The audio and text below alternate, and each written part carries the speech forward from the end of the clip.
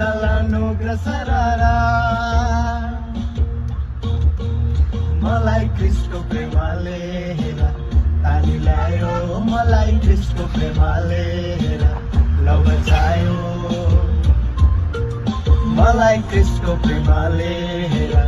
ताली ल्यायो मलाई क्रिस्टको प्रेमले हेरा लौ बचायो म त अन्धकारतर्फ अनि विनाशतर्फ लम्किरहेको मान्छे थिए अन्धतामा परेर बिना आशाको जीवन बाँचिरहेको मान्छे तर